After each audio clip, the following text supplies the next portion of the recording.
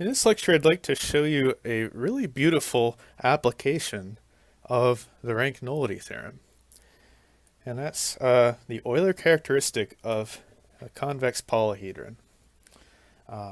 So there's not going to be any new linear algebra concepts in this video, but hopefully it'll give you an idea of how a lot of the concepts we've been talking about actually get used in a real-world example. Okay, so again, yeah, this is closely related to the rank-nullity theorem. But yeah, what exactly is the Euler characteristic? So the Euler characteristic is a relationship between three numbers. So it's a relationship between the faces, edges, and vertices, at least in the version I'm going to talk about, of a convex polyhedron. What's a polyhedron? A polyhedron is a three-dimensional analog of a polygon. Okay, so I'll give you some examples of convex polyhedra. Okay, so the most basic example is what are called the Platonic solids, named after Plato. And there are 5 of these. These are what are known as regular polyhedra. So you're only allowed to use one kind of shape as the face of the polyhedron. So if you use triangles, well, there are actually a few different ways you can use triangles. So I could do it like this. I could put together 4 triangles here. So the base is a triangle, and I have 3 triangular sides. Or, I mean, the one that we are all very familiar with is the cube. So I'll try to draw a cube here. So that's another Platonic solid. By the way, not only are you only allowed to use one shape for the faces, but all of the vertices have to look the same. Okay. For it to be a regular polyhedron. So these are also called regular polyhedra. Polyhedra is a plural of polyhedron. Okay, and then we can have this one called the octahedron. So it's going to look like this. This one actually has 8 triangular faces. And I'm a little scared to draw this one, but we can actually use pentagons. You might have seen this one before. This is called the dodecahedron. Something like this, maybe. Okay, so the faces are all regular pentagons. So, yeah, something like that. It's a dodecahedron. And then finally we have the icosahedron. And this again uses triangles only. And all of the... I've got to concentrate in order to draw this. But all the vertices have to look the same. So in this one you see that there are 5 triangles that meet at one vertex. That's true for all the vertices. And it kind of comes down like that. Okay, I'm not even going to try to draw the back part. Yeah, so what are the names? This is the tetrahedron. This is the cube or hexahedron. This is the octahedron. This is the dodecahedron. And this is the icosahedron. Okay, so where does the Euler characteristic come in? So we're going to look at the faces, edges, and vertices. So how many faces do each of these have? Well, that's actually in the names. So tetra means 4. Hexahedron, the cube, is 6. There's 6 faces on a cube. These are the squares. Octahedron has 8 faces. These faces, again, are just the flat surfaces. So there are 8 triangular faces. The dodecahedron, you can't really see the back of it, but take my word for it, it has 12 pentagons. And the icosahedron has 20 triangles. Okay, edges. The tetrahedron has 6 edges. You can just count them. The cube has 12 edges. And so does the octahedron, actually. The dodecahedron, you'll have to take my word for it, it has 30 edges. And the icosahedron also has 30 edges. So these are the edges here, just the straight lines connecting two faces. And the vertices, well, what are the vertices? They're just the points, okay? So they're where the edges meet. The tetrahedron has 4 vertices. Again, you can just count 4 of them. The cube has 8. The octahedron has, let's see, 1, 2, 3, 4, 5, 6. The dodecahedron has 20. And the icosahedron ends up having only 12 vertices. Okay. At this moment, I'd actually like to pause and give you the opportunity to try to see if you can find a relationship between these numbers. So for each of these shapes, each of these platonic solids, is there a relationship between these 3 numbers? Faces, edges, and vertices. And it turns out there is, and it works for all 5 of them. So this is a great chance to pause your video, see if you can figure out a relationship between these 3 numbers. Then I'll tell you what the relationship is.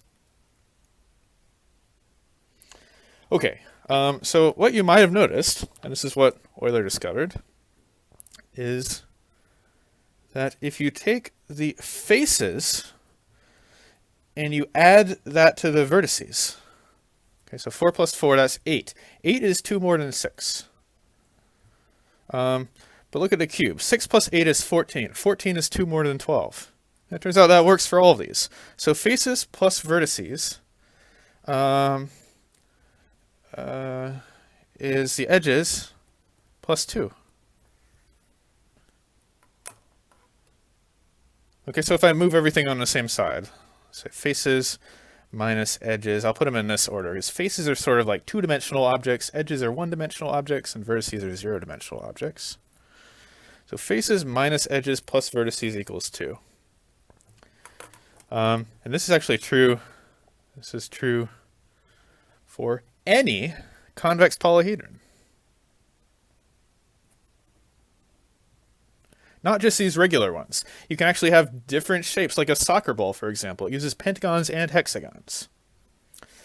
But if you count up faces, edges, and vertices, and you faces minus edges plus vertices, you always get a number 2. That's pretty remarkable. And so this was found by Euler, and this 2 right here. So the value of faces minus edges plus vertices. This is called the Euler characteristic. So the Euler characteristic is faces minus edges plus vertices. And for a convex polyhedron, it's always 2. So the Euler characteristic is always 2 for a convex polyhedron. Okay. So this is cool and everything, but where does linear algebra come into this? What does linear algebra have to do with polyhedra? Okay, so the amazing thing is that it turns out that this relationship right here, that you might have just found by playing around with these numbers, this is actually the rank-nullity theorem in disguise. So hopefully you're intrigued by that. Let's see how that works. So let's just recall what the rank-nullity theorem is. The rank-nullity theorem.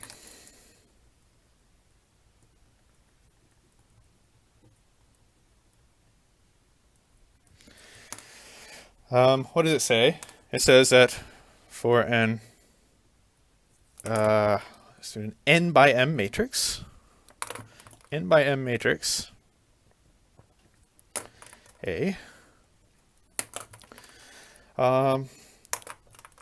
the rank of A plus the nullity of A.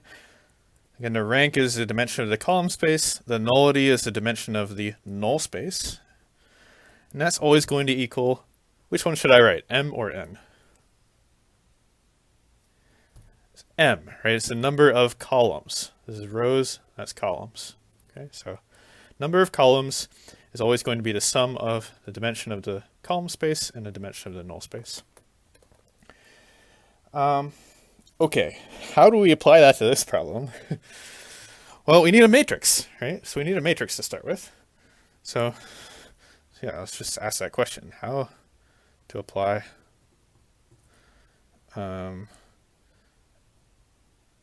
rank nullity to this problem. So yeah, if we need a matrix, what is the matrix going to be? Well, it turns out it's going to be what's known as the incidence matrix of a graph that we're going to associate to each of these polyhedrons. So first, given a polyhedron, any polyhedron, we can take one of these, for example. Maybe what we'll do is we'll work with the tetrahedron when we're going through this calculation, just to have something concrete to look at. So given a polyhedron, construct the flat, we're going to call the polyhedral graph. And by graph, I mean something with nodes and edges and network. So that's going to be formed by the edges and vertices of the polyhedron. Okay, so let's take the tetrahedron for example. So what do we want? We want some colors. Let me decide what colors to use. So I'm going to take the 4 vertices of the polyhedron and let's draw it like this. Yeah, so I'm starting with the tetrahedron again. So I have my tetrahedron and I'm going to associate to it this graph. So this is the top vertex, and these are the other 3, and I'm putting the same edges on as this has, basically. But I'm just trying to make it lie flat. That's the idea. Okay, so it's going to look like this. You can also imagine removing the base of this tetrahedron, just taking off one of the sides, and then sort of squishing it down on the piece of paper. So let me show you what that would look like for the cube. Imagine removing one of the faces of the cube and then sort of squishing the rest of it down so it's lying flat. Here's what it would look like for the cube. You have one of the faces, and then I sort of squish the rest down. And it looks like this.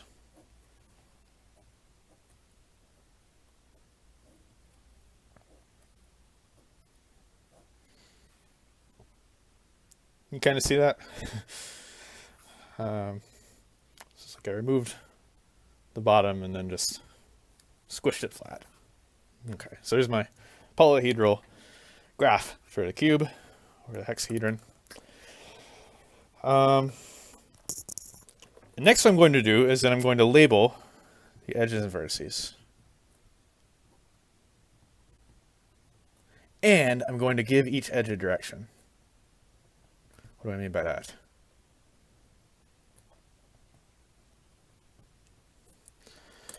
So let's do it with this one here. So I'm going to label. So let's label this one 1, 2. Actually, let me make a bigger picture. Sorry about that. Okay, so here's my graph. I'm going to label 1, 2, 3, 4. Let me draw all the edges in. This is actually a very general construction that I'm going to do here. It has applications in lots of things other than polyhedra, like networks or electronic circuits, for example. So what I'm going to do is I labeled the vertices, great. Now I'm going to assign each edge a direction. So let's say that one's pointed that way, this one's pointed that way. You can choose them however you want. That one will be that way. And let's make this one pointing down also. Doesn't matter too much. Now I need to label the edges. So I'm going to label this one edge 1, and I'll circle it so it looks different than the vertices. This will be edge 2. This will be edge 3. This will be, let's make this edge 3. And this one will be edge 4. Again, it doesn't matter, but Yeah, this will be edge 4. Just want sort of a loop here for the first 3. This one will be edge 5, and this one will be edge 6.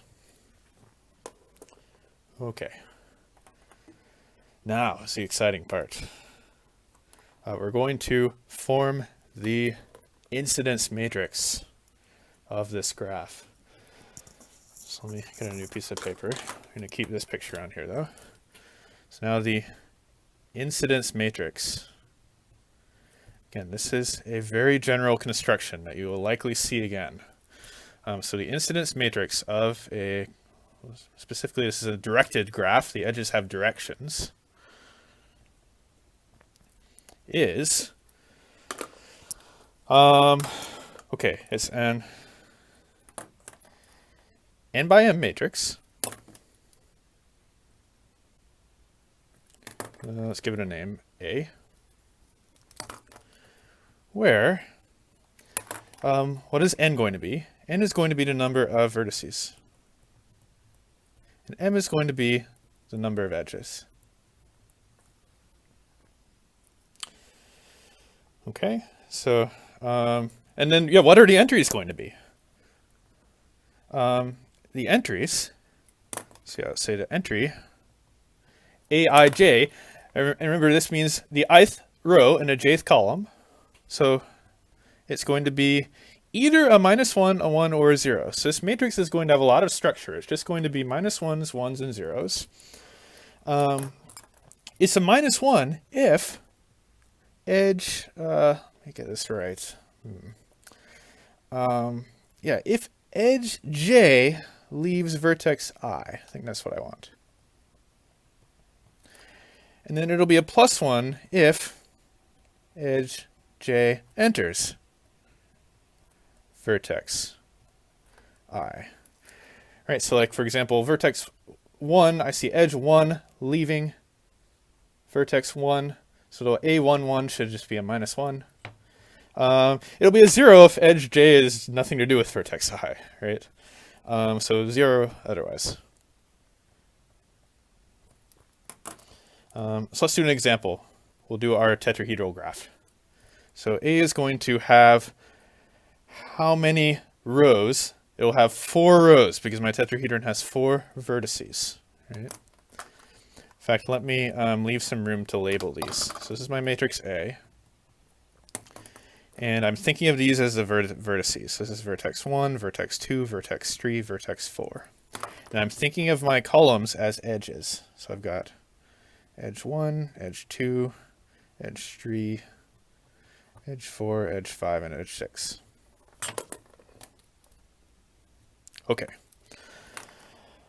I'm looking at vertex 1. I see edge 1 leaving it, so that's going to be a -1. Edge 2 is way down here. It's not even connected to vertex 1, so that's going to be a 0. But I'm going to put a -1 because I see edge 3 leaving vertex 1. I'm going to put a -1 there, and these two are going to be 0s. Right? So let's put this right next to there.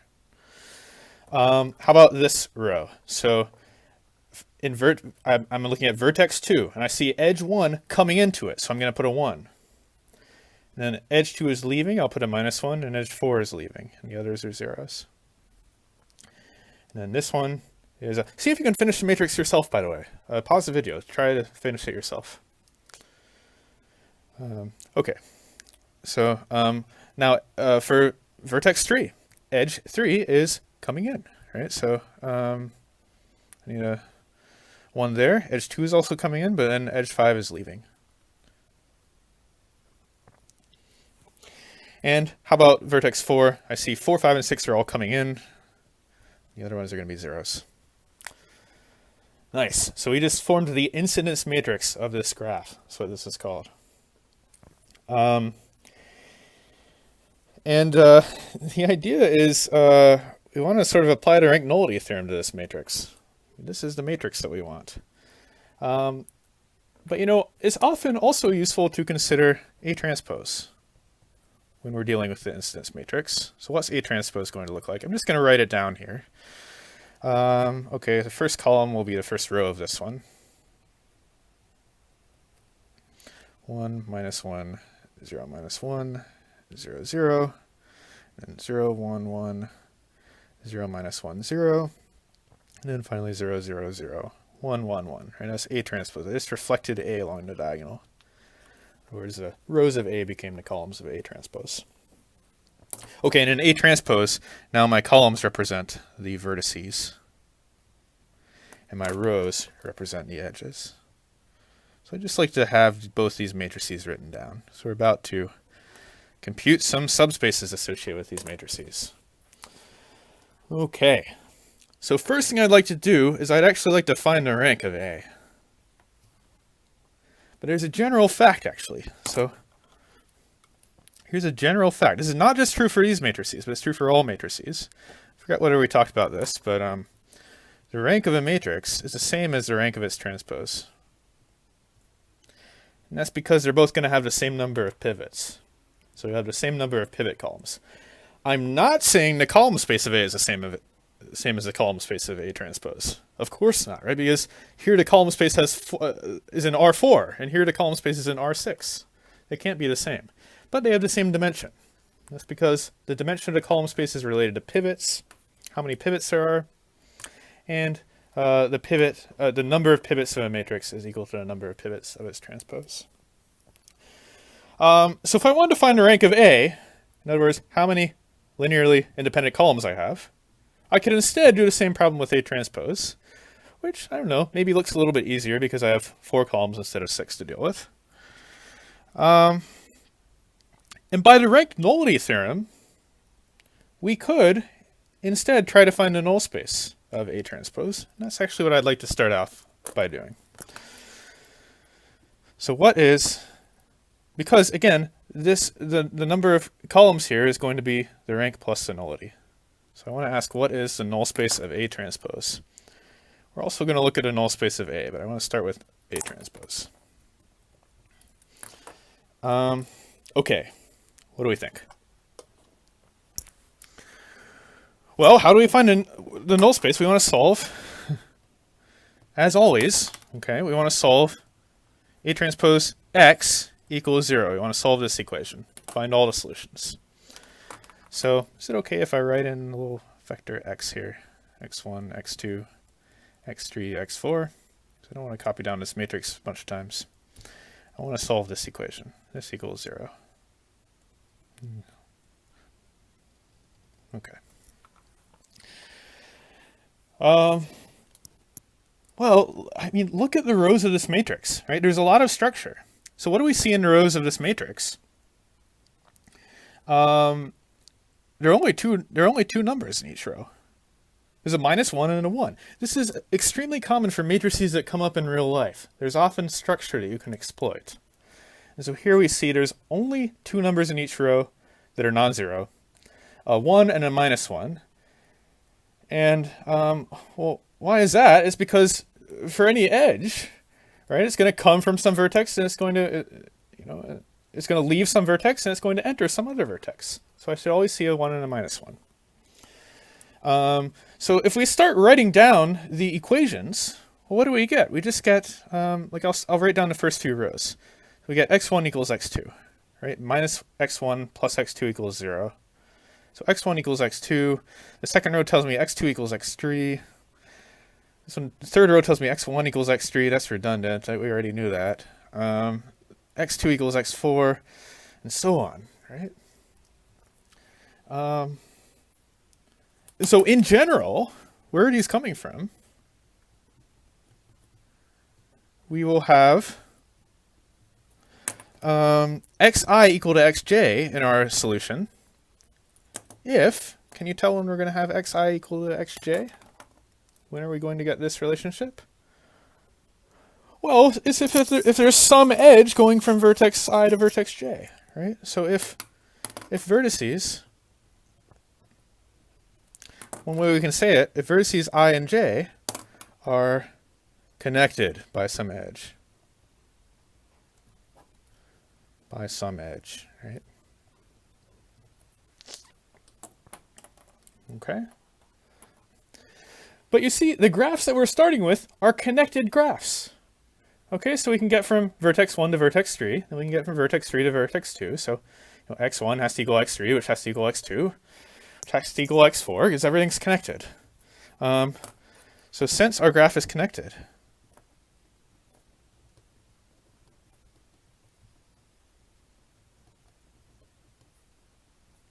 we have actually all of these x's being equal. x1 equals x2 equals etc. all the way up to, well, in general, it will be xn, right? N vertices. In our example, it's just 4 vertices. Okay, so what's the null space? Well, notice that we're free to pick one of these variables, right? So, for example, we can pick x1 to be whatever we want. But then as soon as we pick x1, all the other ones have to be the same number, right? So we have this as our solution. x1, x2, all the way down to xn is t for any number t that we want. But we can rewrite this as t times 1, 1, 1, 1, 1, 1, 1. Okay. So the null space is actually just spanned by null space of A transpose it's just spanned by the vector 1, 1, 1. It's all ones.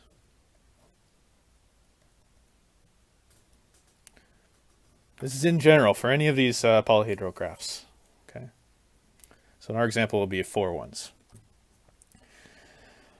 Okay, so what's the nullity? So the nullity of A transpose is 1, right? Because, again, what does the nullity mean? It's the dimension of the null space. Okay, but we saw that the null space is spanned by one vector. So it has this 1, 1, 1, 1, 1 is a basis for the null space. Okay, so there's only one element in a basis, so the dimension of the null space is 1 in this example.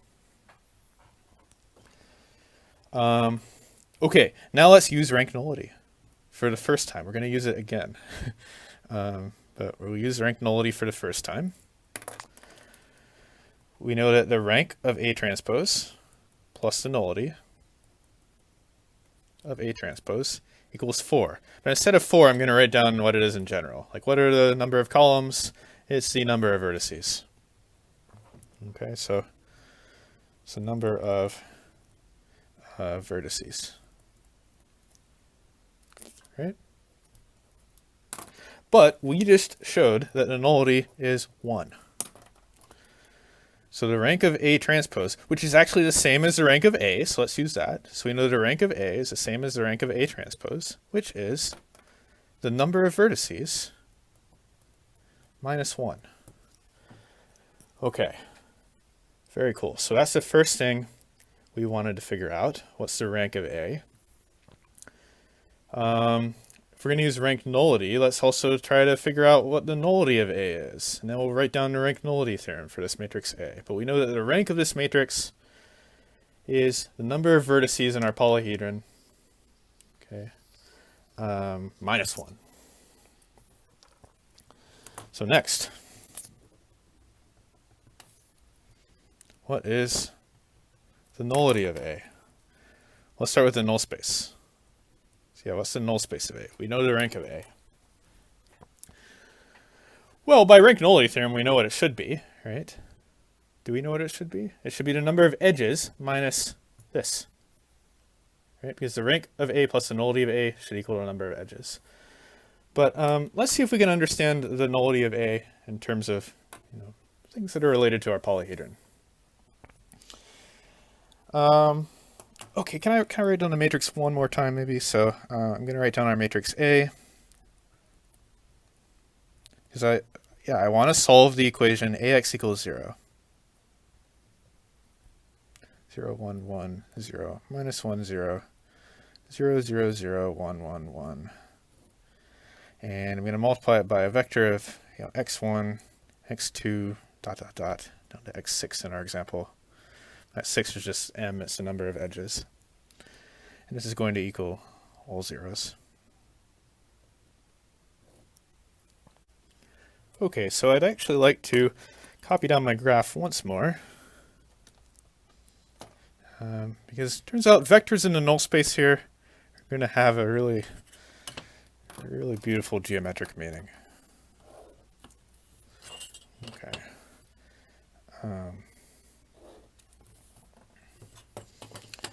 So I'm going to do my tetrahedral graph. And how do we think about these vectors in the null space?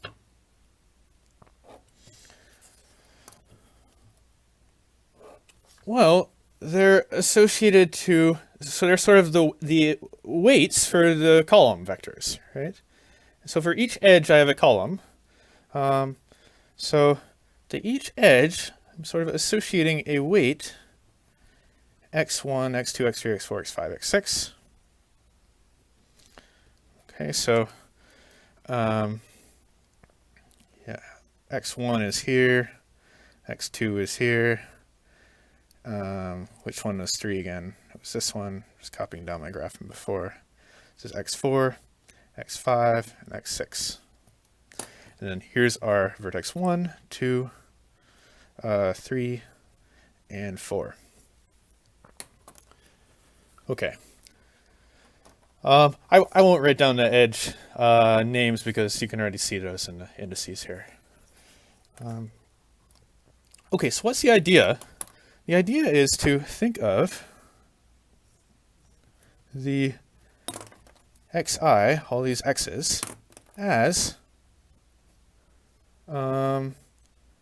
flow. That can be of water, so it flows. It can be water flow or current, if you like, circuits or anything else. Okay. What is this first line here telling me? Minus x1 minus x3 minus x6 equals 0. In other words, the outflow of vertex 1 is 0.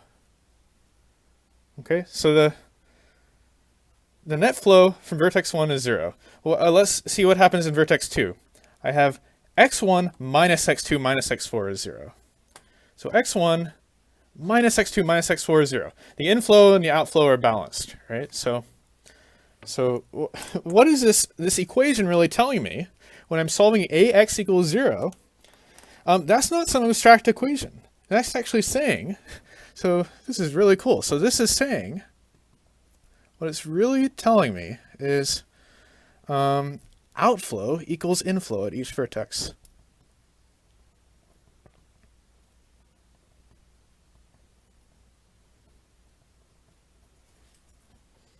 Okay. So that's why I can think of these xi's as some kind of flow. Okay, so if I have 5 units of flow going this way, I need to make sure that there are 5 units of flow kind of going back along these two. Okay, because I need the outflow to equal the inflow at each vertex. That's what this equation is really saying. So we're taking some time to think about that, if you're a little unsure about that. Okay, so what is a vector xi in a null space? So vectors, again, they're flows. So vectors in the null space of this matrix A correspond to, various flow patterns in the graph. But it needs to be a valid flow pattern. So I need the inflow to equal the outflow at every vertex. That's what setting this equal to 0 is saying. The flow patterns in the graph. Okay. Can we try to find a vector that's in the null space? Let's see if we can find a vector in a null space. Do that on another piece of paper. Let's just stare at the columns here. So what if I take the first column and the second column? Well, I get -1, 0, 1. I'll just take one copy of each. But see, that's exactly my third column. So I claim that this vector is in a null space. I'm going to take one copy of my first column, one copy of my second column, and I'm going to subtract off the third column. And I'm just going to ignore the 4th through 6th columns. So this is in my null space. Right. What does that represent on my graph? it means I have 1 unit of flow going this way. And then I have 1 unit of flow going along x2. And then I have -1 units of flow going along x3. So that's actually going this way, right? It's going in the opposite direction of x3. And that's a closed loop. Okay, so I have some flow going around this loop. That's what that vector represents. This is really cool. Can we see some other vectors in our null space? What about this one? If I take this loop here. It's so cool. You can just see visually some vectors in a null space. I'm going to write down what that one is. I'm going backwards along x2, so I have a -1. Then I'm going along x4 in the forward direction. And I'm flowing backwards along x5, so I'm going to put a -1 again. I think this vector is in a null space. And you can check by multiplying it by this matrix if you want. And then how about this loop here? Say we go that way. It doesn't matter which way you go. You'll get a different vector, but so we have x3. This should be 1, and then 1, and then -1. Do you see how I got that?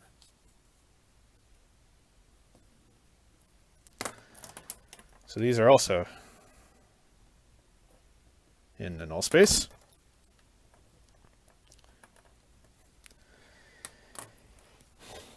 And the claim I'd like to make is that a basis, actually, yeah, so these 3 vectors I just wrote down, these vectors form a basis for the null space. In other words, if I have any kind of flow pattern on this graph, I can get it by just taking linear combinations of these loops, these small loops here. Okay. Can we just check that? So what if we had a different loop? Like, why don't we need this larger loop? Okay, so let me write that down. What if we had this loop here? That would correspond to the following vector in the null space, and this is in the null space. Okay, so we do x1, then we're going along x4, and then we're going in the backwards direction along x6. But I think I can write that vector as a linear combination of these 3. Let's see if we can do it.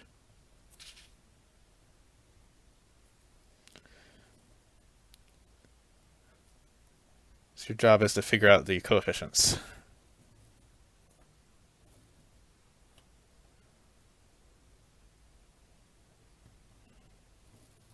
Okay. Well, for that to be a 1, I have to use that 1. So I need 1 of this vector. And then 1 minus 1 is 0. I think I want 1 of this vector also. And then I have a -1. I think I also want 1 of this vector. Does that work for the rest of the entries? Yes, I think it does. Yeah, so actually this one, we can just write as a linear combination of the loops, the small loops. Okay, just this loop here, that loop there, that loop there. And in general, the null space is generated by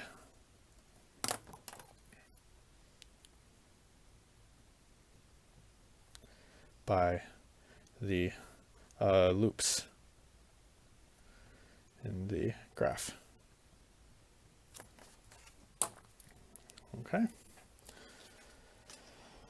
So how many loops are there?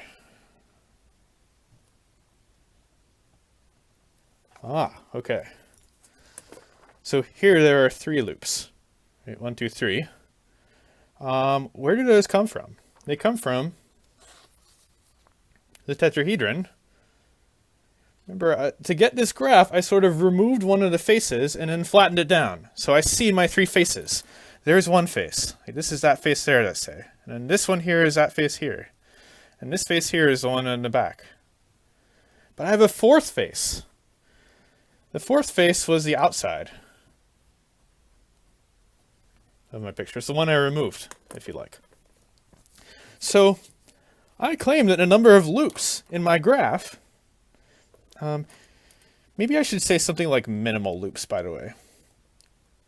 Because technically, this whole thing is a loop also, but I just want the smallest loops. Because, again, I can generate any other loop by just these three. Okay, so how many minimal loops do I have? Well, it's the number of faces in my polyhedron. But I have to take away one, right? Because I took away one just to be able to squash it down into a polyhedral graph.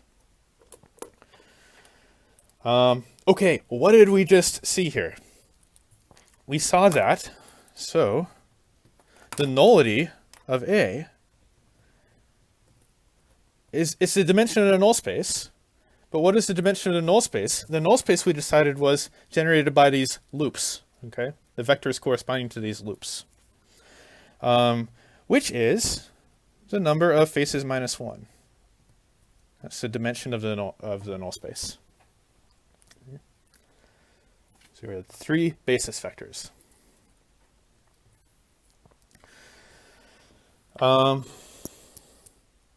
Okay. What next? We know the rank of A. Well, where was that? That's right here. So the rank of A is the number of vertices minus 1. We know the nullity of A. What does rank nullity tell us?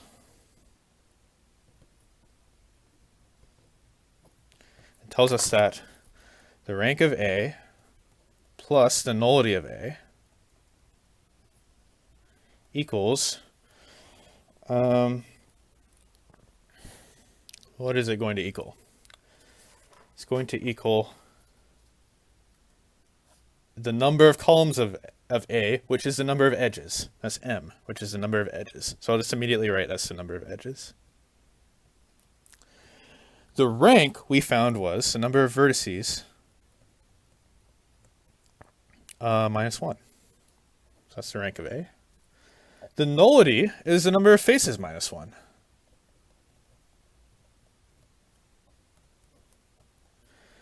Rank nullity tells us that that equals the number of edges. So let's rearrange this. We have a minus 2. We'll move that to the other side. And we get our formula. V minus E plus F equals 2. Okay. So we wrote F minus E plus V equals 2. It doesn't matter.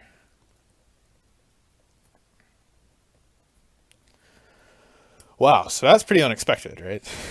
That you can get some statement about the geometry of polyhedrons from the rank nullity theorem. And it's not just the rank nullity theorem, it's the rank nullity theorem applied to a matrix. And that matrix that we applied it to was the incidence matrix associated to the polyhedral graph. Okay. This has a lot of cool applications. So let me just show you one.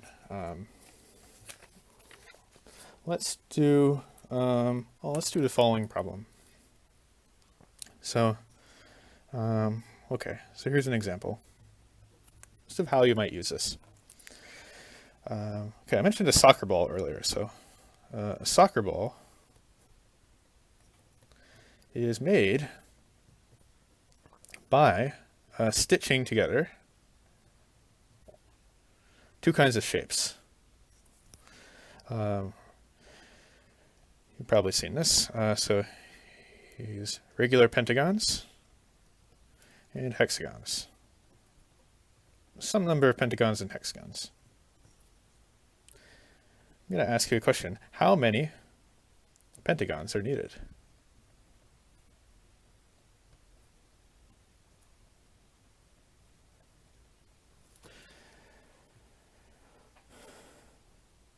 Without even looking at a soccer ball or looking this up, I claim that we can use this formula here, the Euler characteristic, to say exactly how many pentagons we need. Let's see if we can do it. So let's say our soccer ball uses p pentagons. We'll give them variables. And h hexagons. Okay, let's see if we can write down the number of faces and a number of edges. Maybe I'll leave some room in case we have to do some calculations. Number of edges and a number of vertices. Well, first of all, if we have p pentagons and h hexagons, then certainly my soccer ball has p plus h faces, right? How many edges does it have? Well, I mean, what's the typical situation here? So I could have a pentagon, and then maybe I have it connected to, let's say it's connected to two hexagons, but we don't even know that. So here's my pentagon. And I can continue this pattern. I can put a hexagon there, a pentagon. We're not really sure yet. How many edges is this going to have? Well, here's how we can figure that out. So let's just count up all the edges of all of the shapes. So what would that be? It would be a pentagon has 5 edges, and a hexagon has 6 edges. However, I actually overcounted, right? Because look at this edge. This edge has it's shared by the pentagon and the hexagon, right? So each edge is actually going to be shared by 2 shapes. So I need to divide by 2. I overcounted everything by a factor of 2. So that should be my number of edges. This is a very typical problem-solving strategy, by the way, called overcounting. You overcount things, but you keep in mind what the factor that you're overcounting by is. It's a good way of counting things. How about vertices? Well, each vertex, maybe I have another shape here. So each vertex is shared by 3 shapes. How do I know that, by the way? Can I have a vertex shared by 4 shapes? Well, the answer is no, because the pentagon has an interior angle of 108. Okay, so even if we use 4 pentagons, if we add 108 plus 108 plus 108 plus 108, we're over 360. Okay, so that's not a valid shape that we can make. Yeah, so every vertex is going to be shared by 3 faces. So here's what I'm going to do. I'm just going to add up the number of vertices. Each pentagon has 5 vertices. Each hexagon has 6 vertices. Right? But I need to divide by 3, again, because I counted this vertex 3 times. Once when I counted that one, once when I counted that one, and once when I counted that one. Okay.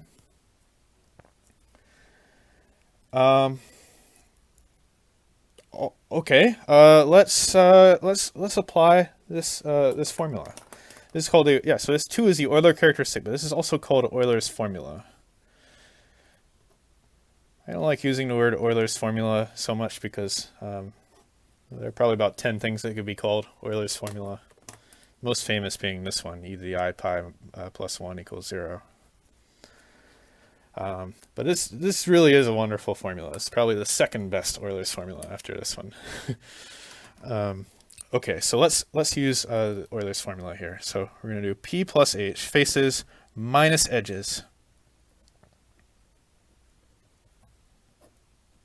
plus vertices,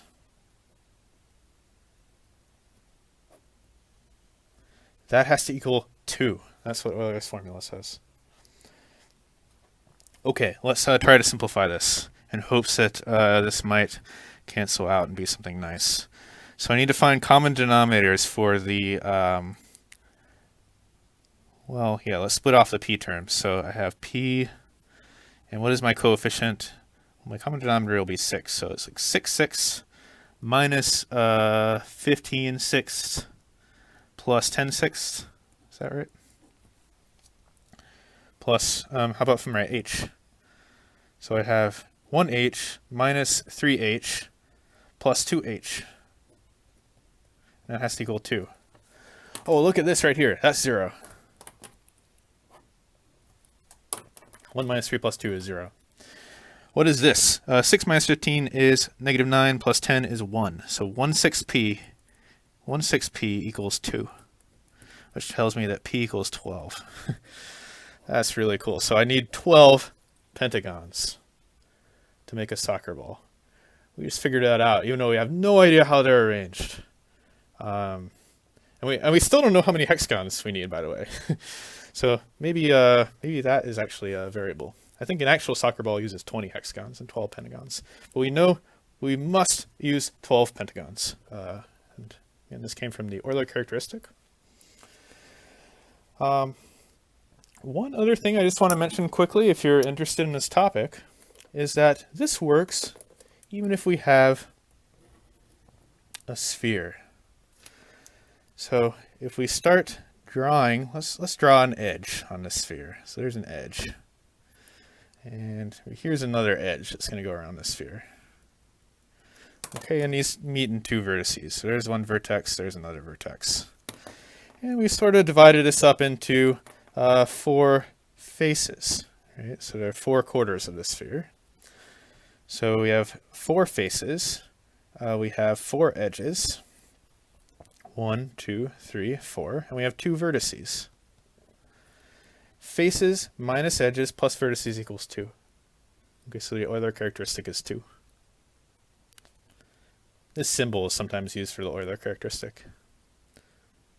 So this is a Greek letter chi, which is the Euler characteristic.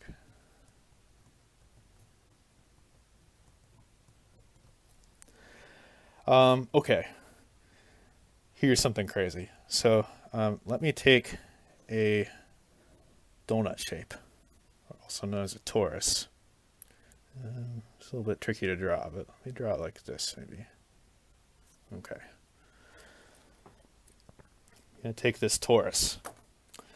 And again, I'm going to try to use a different color. I'm going to put some edges on here. So I'll put one edge that kind of goes around the donut like this. Now another edge, I'll put going this way. It's going to wrap around this loop here. You see how I'm drawing this torus? There's a hole in the middle. So it's like a donut. Okay, does Euler's formula still work? Okay, so F is going to be, this is kind of tricky. I think there's just one big face, because if you imagine cutting it here and sort of unraveling, you just get one large sheet here. So there's one face. How many edges do we have? Well, we have this edge, and so the only vertex here is this, right? We have that edge, and we have that edge. I mean, maybe I should put faces, edges, and vertices in quotes, right? Because these are not even polyhedra. But we have 2 edges. And how many vertices do we have? We have 1. F minus E plus V is not 2. It's actually 0. So the Euler characteristic, we would say the Euler characteristic is always F minus E plus V, but the Euler characteristic for a torus, or a donut, is 0, not 2.